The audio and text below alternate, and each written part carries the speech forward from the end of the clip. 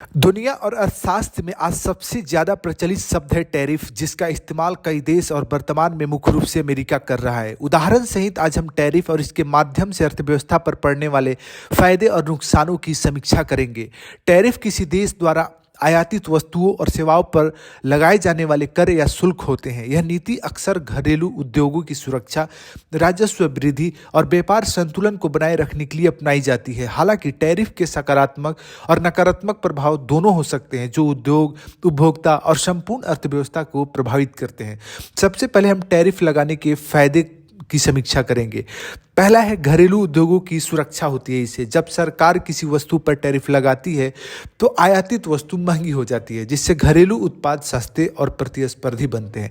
इससे स्थानीय उद्योगों और कंपनियों को बढ़ावा मिलता है, जिससे रोजगार के अवसर बढ़ते हैं। जैसे भारत में मोबाइल फोन उत्पादन को यदि देखें तो भारत ने कई बार चीनी मोबाइल और इलेक्ट्रॉनिक्स उत्पादों पर उच्च टैरिफ लगाया, जिससे चीनी मोबाइल महंगे हो गए।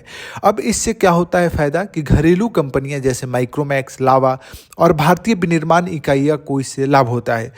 दूसरा होता है राजस्व। सरकारी राजस्व में वृद्धि भी होता है, क्योंकि टैरिफ से सरकार को आय मिलती है, जिससे बुनियादी ढांचे, स्वास्थ्य सेवाओं और सामाजिक कल्याण योजनाओं पर खर्च किया जा सकता है। जैसे भारत में कस्टम ड्यूटी से राजस्व में वृद्धि हुई। कब? 2022-23 में भारत ने आयात पर टैरिफ से लगभग 2 लाख करोड़ से अधिक का राजस्व अर्जित किया। तीसरा है व्यापार संतुलन में सुधार। जब आयातित वस्तुओं पर टैरिफ लगाया जाता है तो उनकी कीमत बढ़ जाती है और घरेलू उपभोक्ता अधिक स्थानीय वस्तुएं खरीदते हैं। इससे देश का जो व्यापार घाटा होता है वो कम होता है और विदेशी मुद्रा भंडार सुरक्षित रहता है। जैसे उदाहरण के तौर पे भारत का मेक इन इंडिया जो अभियान था, इसमें सरकार ने विदेशी निर्मित उत्पादों जैसे इलेक्ट्रॉनिक, स्टील और ऑटोमोबाइल पर टैरिफ बढ़ाया, जिससे घरेलू निर्माण और निवेश को बढ़ावा मिला। चौथा है रणनीतिक उद्योगों की सुरक्षा। सरकार रक्षा, कृषि और तकनीकी क्षेत्रों में आयात को नियंत्रित कर सकती है, ताकि महत्वपूर्ण उद्योग घरेलू स्तर पर विकसित हो सके। जैसे अमेरिका में स्टील और एल्यूमिनियम टैरिफ। जैसे 2018 में डोनाल्ड ट्रंप प्रशासन ने स्टील और एल्यूमिनियम पर 25% टैरिफ लगाया, जिससे अमेरिकी स्टील कंपनियों को फायदा हुआ और उत्पादन में वृद्धि हुआ। और फिर ट्रंप ने 25% टैरिफ फिर से लगा दिया है। अब जानते हैं टैरिफ लगाने के नुकसान क्या होते हैं। उपभोक्ताओं पर अधिक कीमत का बोझ बढ़ जाता है। जब आयातित वस्तुओं पर टैरिफ लगाया जाता है तो उनकी कीमत क्या होती है? बढ़ जाती है और उपभोक्ताओं को वही वस्तुएं अधिक महंगे दामों पर खरीदनी पड़ती है। इससे महंगाई बढ़ती है और उपभोक्ताओं की क्रय शक्ति प्रभावित हो जाती है। जैसे अमेरिका चीन व्यापार युद्ध जो हुआ 2018-19 में और फिर शुरू हो रहा है। अमेरिका द्वारा चीनी वस्तुओं पर लगाए गए टैरिफ के कारण उपभोक्ताओं को इलेक्ट्रॉनिक्स, खिलौने और घरेलू उत्पादों पर 10 से 20% अधिक खर्च करना पड़ा। दूसरा नुकसान है व्यापारिक बदले की भावना होती है। बदले की नीति पे देश काम करना शुरू कर देते हैं। जब एक देश टैरिफ लगाता है तो दूसरा देश भी बदले में टैरिफ लगा सकता है, जिससे दोनों देशों के व्यापार संबंध प्रभावित होने लगते हैं। जैसे अमेरिका और चीन के बीच बदले की टैरिफ नीति। जब अमेरिका ने $250 बिलियन मूल्य की चीनी वस्तुओं पर टैरिफ लगाया, जिसके जवाब में चीन ने भी अमेरिकी कृषि उत्पादों, ऑटोमोबाइल और प्रौद्योगिकी पर टैरिफ बढ़ा दिए।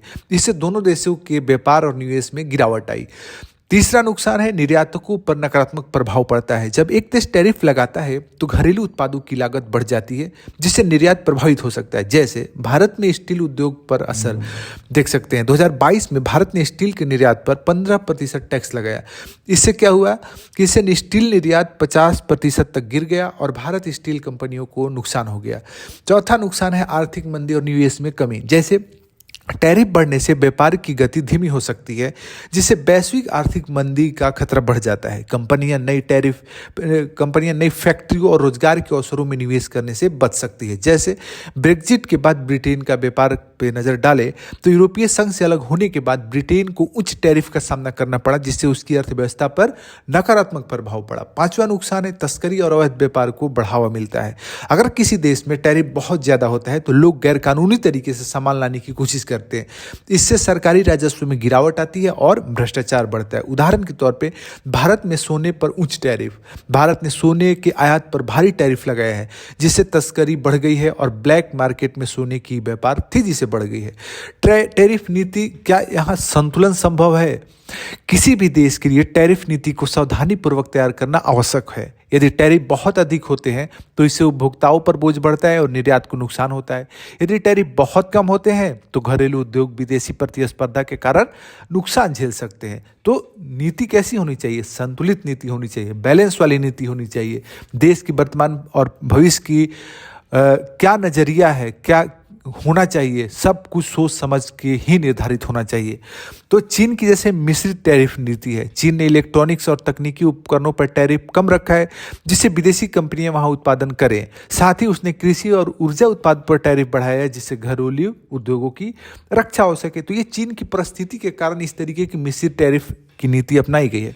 भारत, अमेरिका, बांग्लादेश, भूटान, अलग अलग देश अलग अलग तरीके से अपनी परिस्थिति और अपने घरेलू उद्योगों की सुरक्षा के मद्देनजर इन टैरिफों को लागू कर सकते हैं। कंक्लूजन में हम कह सकते हैं कि देखिए, टैरिफ जो है एक दोधारी तलवार की तरह होते हैं जिनके लाभ और हानि दोनों होते हैं। यदि सही संतुलन के साथ लागू किया जाए तो यह घरेलू उद्योगों को मजबूत कर सकता है, रोजगार बढ़ा सकता है और सरकार के राजस्व में वृद्धि कर सकता है। लेकिन गलत तरीके से लागू किया जाए तो यह महंगाई बढ़ा सकता है, उपभोक्ताओं को नुकसान पहुंचा सकता है और अंतर्राष्ट्रीय व्यापार विवाद उत्पन्न कर सकता है। आदर्श नीति क्या होनी चाहिए? आवश्यक वस्तुओं पर कम टैरिफ ताकि उपभोक्ताओं पर भार ना बढ़े, और रणनीतिक उद्योगों जैसे रक्षा, कृषि, तकनीक पर उच्च टैरिफ लगाया जाए ताकि घरेलू उद्योग सुरक्षित रहें। वैश्विक व्यापार समझौतों के अनुसार टैरिफ नीति तैयार करना ताकि व्यापार युद्ध से भी बचा जा सके। यदि टैरिफ नीति सही तरीके से बनाई जाए तो यह एक मजबूत आर्थिक विकास का आधार बन सकती है।